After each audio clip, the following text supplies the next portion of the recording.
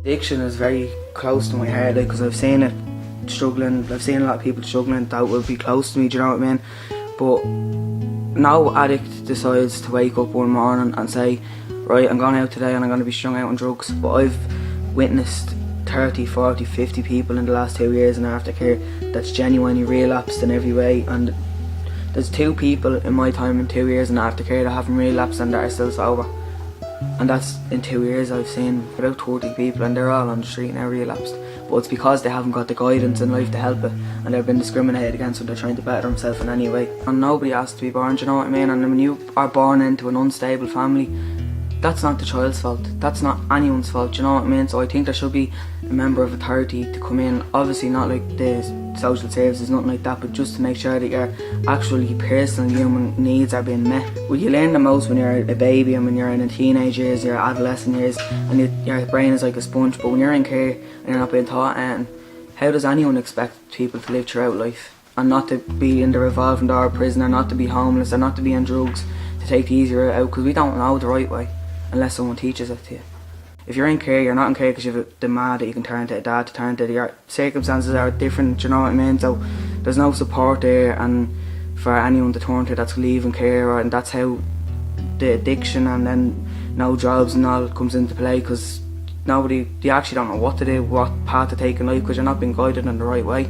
So, and even down to little things like trying to get a new doctor or trying to get a credit union, they always look for a fixed address, and this comes into play with the homeless as well. Most homeless people obviously haven't got a fixed address that they can turn to, so they can't, for example, open a bank account without a letter of proof of address. They can't get a new doctor, they can't do anything, open a credit union. So how does anyone expect people to better themselves when they're constantly being discriminated against by everyone, do you know what I mean, for things that are completely out of their hands? It needs to stop.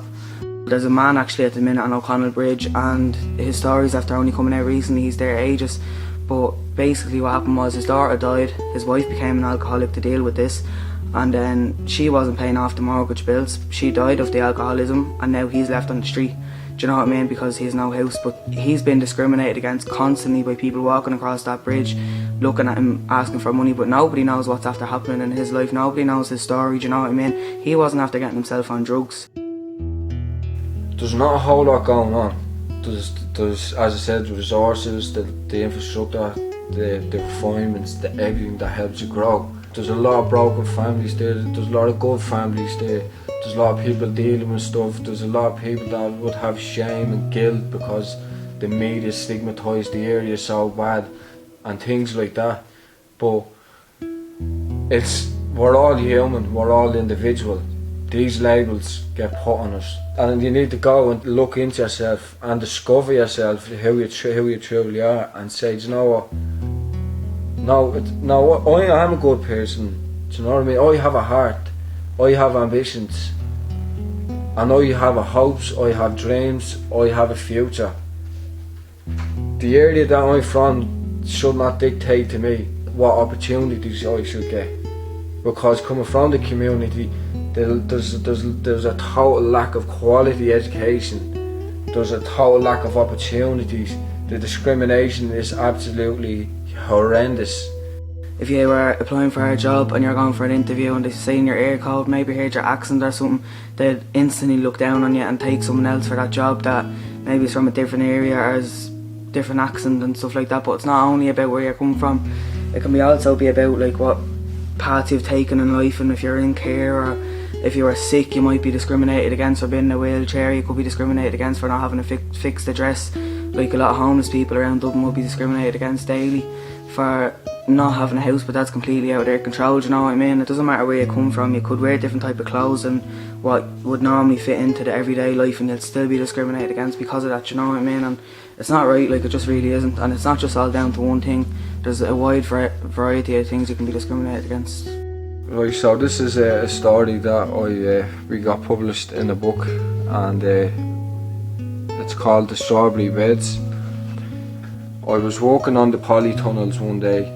While I was walking, I had some time to think about my life. I had some strawberries growing in the polytunnel. Inside the polytunnel, the strawberries were grown really great, real ripe and real fresh.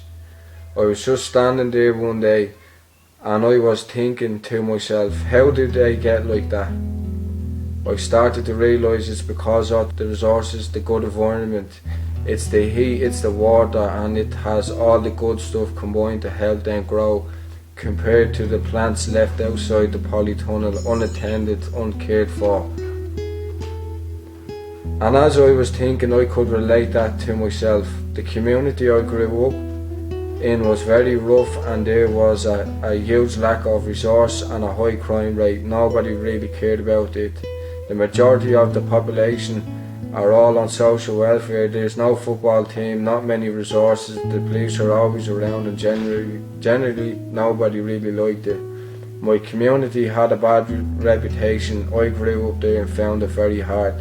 I realised it's not the person that comes out of the community, it's the actual resources they have and the refinements that's around them that help them grow. Since I was a part of the community, I used to think, am I ever going to progress or do well? Is it just me that's a bad person? But it wasn't. When I was taken out of that environment and placed into a good environment surrounded by good people, I changed. I had counselling, I had therapy that helped me deal with childhood issues, and I realised that I blossomed there with the help from people who actually cared for you, showing love and stuff. Some of the people were giving up their free time to come up to the centre and help us. They didn't have to, they just wanted to make change in people's lives. It was a tough programme, it took me ages to get into it. It was hard, but I got over it. I still hold on to a lot of values I learned there. I feel like I can put them values back into my community. I never really knew about the true value of love until I went into the centre. The programme goes into depth about love and acceptance, and I learned a lot about that. When I returned to my community, I noticed very little had changed, and it reminded me of the strawberry beds left unattended. Just like when I was working on them strawberry beds, it was the good resources that helped the plants grow, and for myself it was the good resources and the good people that helped me grow. I soon found out that I wasn't a bad person. It was the place that I had to grow up in that had been neglected. It's ironic because it was at the strawberry beds where I developed an understanding of myself, the key to understanding others. As I matured and my character continued to develop, I realised that I can now use my experience to help others. This experience has taught me what a young person needs to grow. People from disadvantaged communities are seen as bad people, but that's not true. I question it. Is it just a coincidence these communities end up in the states that they are in, or is it purposely designed by government bodies and councils to be this way?